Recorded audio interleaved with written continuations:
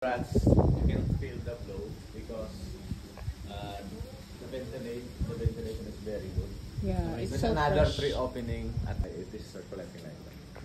So it is humid inside and no tendency of suffocation. Maybe you will overcome your claustrophobia if you go inside. This space inside is wide enough and big enough. Okay. It's almost 1,100 square meters. And then the distance we travel later on during our tour is 435 meters. I see. Right now, Yes, through this. actually not in 1969, 1970, and then it was open to public. There's no road yet. They just do walk, balancing the ecosystem here. Yes. They just live in there. They eat those insects because so many insect bats living inside and other are fruit bats. And then there's also other faunas found here, the spiders, maybe, the web spiders, big frogs sometimes, ball frogs, small snakes, that, and then geckos, small lizards, sometimes monitor lizards passing through the cave. That's it. The cave. Yeah. Not really. Actually, they are more on boas or pythons.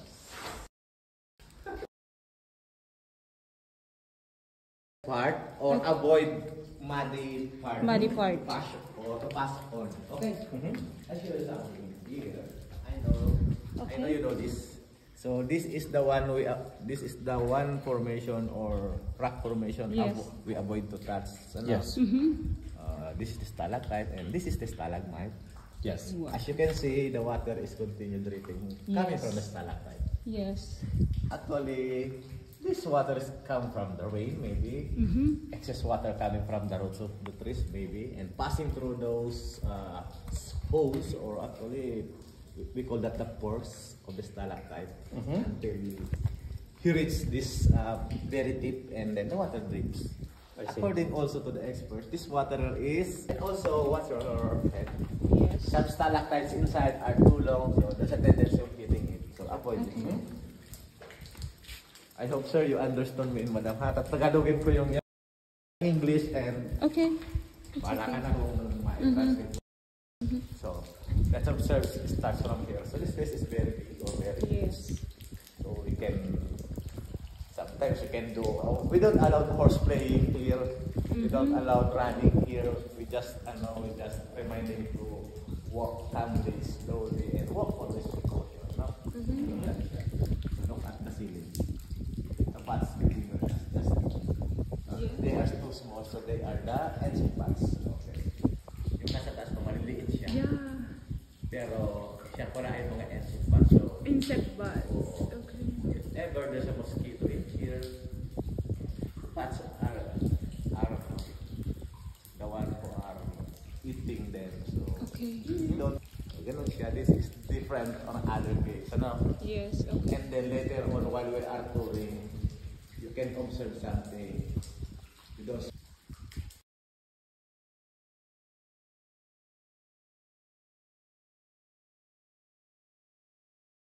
okay, I will explain to you technically. The ceiling where the bats living, they became bell holes or bell domes. One who concerned kung sino yung gumagawa nun are the bats. Okay. Did you know that the bats producing heat from magkahalo sila, insect and fruit bats. So they are kaya yung living ceiling niya is there. more on fruit dirts. Food dirts. So it is maybe 20,000 lumot. I don't know, lumot is algae. No algae or moss. no moss. Okay. But here, kung nagpipictorial nga, i-stop tayo, gano'n. Pero it's up to you kung magpapipicture. Kuya Frank, picture us in this place, okay lang din. Yung sa hagdan or yung over there, or look at that. Those stalactite or stalagmite are connected to each other, then they become column, then they grow or they expand up.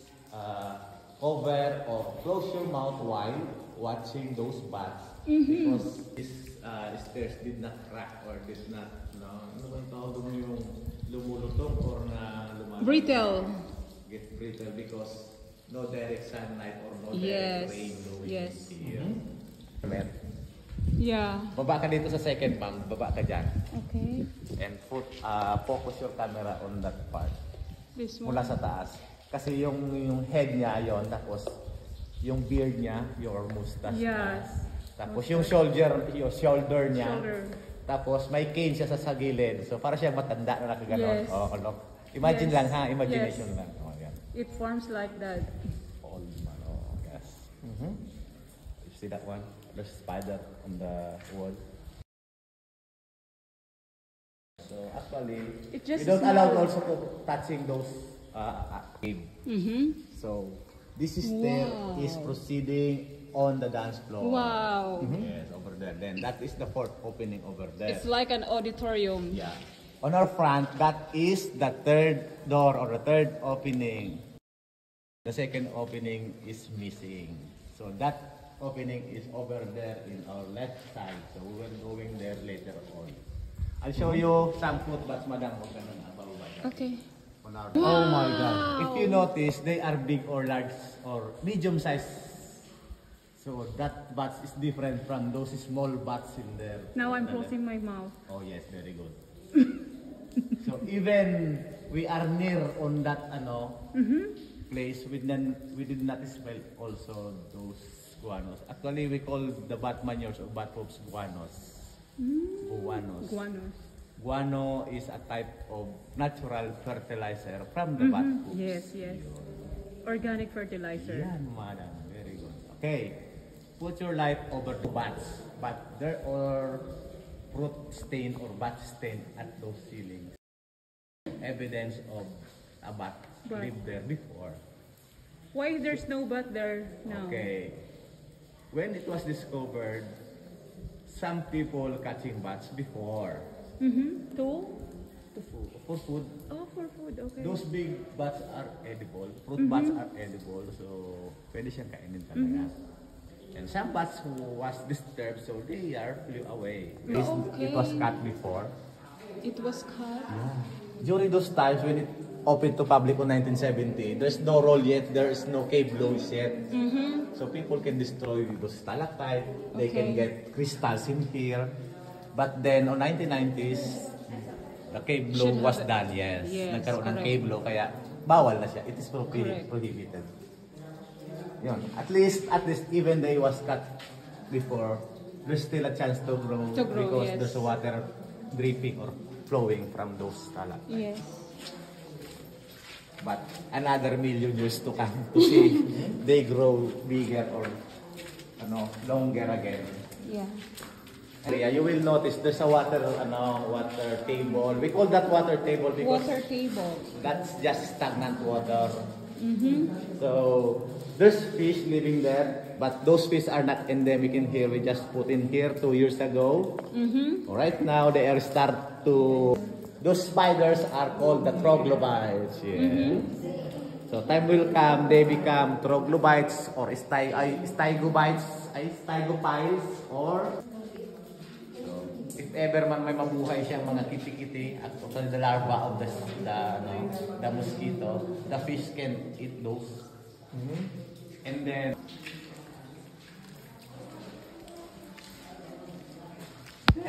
watch out also on the ground. Every corner has a steel pipe cut, so avoid steel pipe. Okay. That was removed because those steel pipes consist columns. Yeah. They connect to each other. Look at that. There's an insect, small insect over there. Left, down, left, slowly, left, going left. So, yeah. Small insect. Okay. No, down again. The light. Oh, yan. No. Lakad-lakad na sila. Yan, mga insekto yan. Okay. Yan. Ayun yung mga nakikita natin sa loob. Mga fauna. Put your light please on those side. It was cut stalactites. Since that stalactite is too big, I think it's too heavy to bring them out. That's why they left it there. They left it, okay. Oh my God. Sayang. Yeah. This looks like a crocodile. Crocodile or bato lang yan.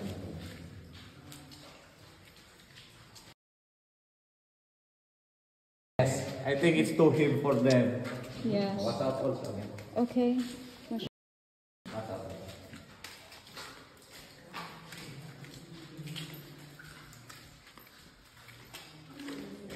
Oh, look at this. So it looks like a falls or a waterfalls. Did you see the water flowing coming from the wall? Oh, yeah. What is that? Hindi mo nakita yan. It looks like an elephant. It looks like waterfalls. Yes. Yeah. And then, did you notice those scale-like formation in there? Oh, it's come from the water. So the water making those scale-like. Oh, the elephant is over there at the side. But you did not see where it's coming from. Actually, from the wall. Oh, remember, not only from the tip of stalactites. Who? Maybe. Who? No, maybe termites lived there Termites? before. Yeah. Because just 3 braids made in here inside. And then after that, on our front you will see man-made terraces over there. Oh. It's just man-made. Man-made, okay. Also in Banawe, and rice terraces in Banawe. Okay, what did you notice to those terraces? There's a canal or daanan ng tubig if ever the water overflowing on the top part. So waterfalls naman siya pag rainy season. Parang waterfalls siya. The water is flowing down on that lines or canals. Yes. All, I too low again. And then another one is here, watch out. And observe this one, you will notice that the tip of the stalactite connected to the tip of the stalagmite. So actually newly made column. Uniform. Yeah, ganun siya. And then even they are connected to each other, you will see it is wet. So the tendency of this is to go, it's auto expand. At lalaki na siya. At liliit na yung space dito. Ganun siya. Okay. This is the upper part. So the water flowing or overflowing going down here is coming from here. Summertime in the Philippines, the water here was dried up. There's a tendency because this just stagnant water. Maybe that's also one reason. That's why they don't allow us to get those water from because of those baths. During World War II, maybe. Because since that is time of survival, they drink that. They drink, yes. Yeah. Okay. This is not yet the second opening. Smallest, yeah, no, not smallest. This part is big enough, so we can pass here easily. But later on, there's a challenge. Okay. Watch out for this stalactites here. Watch out and here. Okay. Watch out.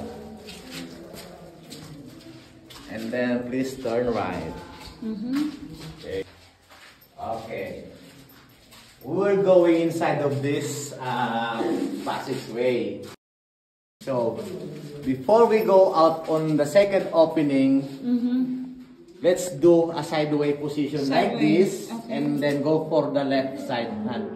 That is the easiest way to go out in there. Yes. Later on. Oops.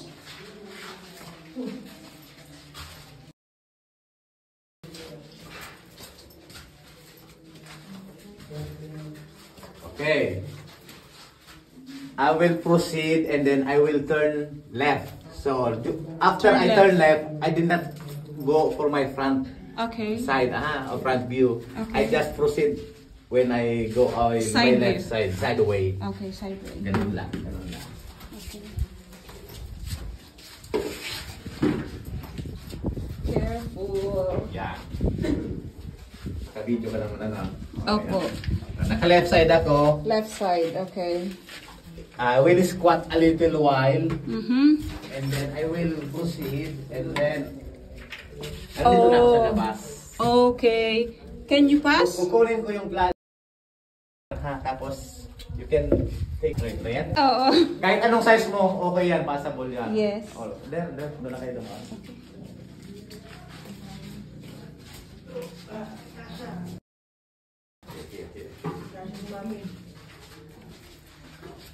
Again, we are In the now wipes.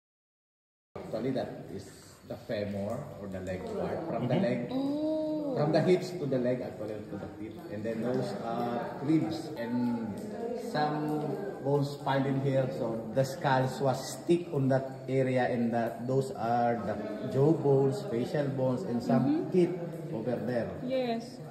And then another one. Those one are shells, fossilized shells. So those shells maybe indicates as seashells maybe because since this is underwater. And then the line here until there. That is the water level before. Water level. So that is the evidence that this cave is under the sea since this cave was risen up or moved up. Yes. Umangat ba? Umangat, yes. Umangat siya. And then they are always asking, Kuya Frank, why there's vandalism or writings on the wall? Who wrote this one? Actually, they are just the local or the bystanders before. Oh. Actually, when From they, the time that there's no law. Yeah, actually there are writing since 1950, 1960.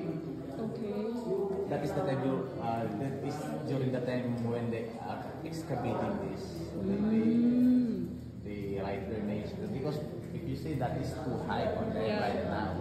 That is the hand. It looks like a big hand. Okay.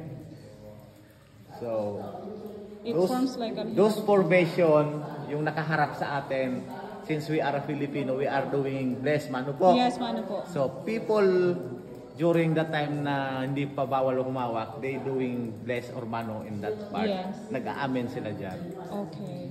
Pero ngayon hindi na allowed kasi madarumihan na naman. Madudumihan. So maybe What is the date? 1966. 1966. Video, sina Terzo, sina Locio, yan. Yeah. So, during this time, parang nahukay na yan. That's why dyan na sila kamusulat. So, they use ladder maybe. Yeah. Small bats again.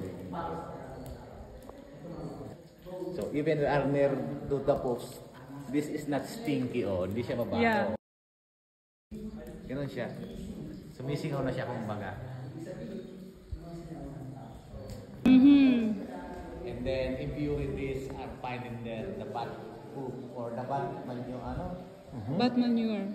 Oo, yung dumi nila, yung Yes. mga, di ba yung pag During martial law, this is the dance floor in Huyup-Huyupan Cave. again, this is not slippery. Not slippery.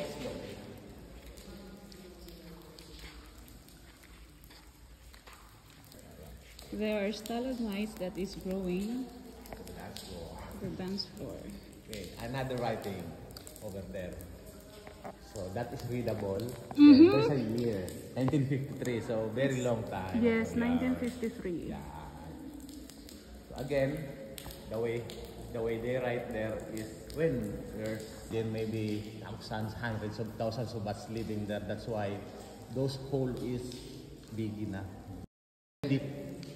So ganun siya. What if they did not go away? Maybe nabutas rin siya. Dumadami sila sa ngayon naman dumadami din. Parang ganon. Kasi when the season of rainy season is starting, this cave is full of bats. Chicken leg. Chicken leg, chicken wings. So there's Jollibee here or Yeah. McDonald's? Right. Yeah. Parang siya. Yun din, parang leg din yun kasi wala nang laman. It's like a bone, I think.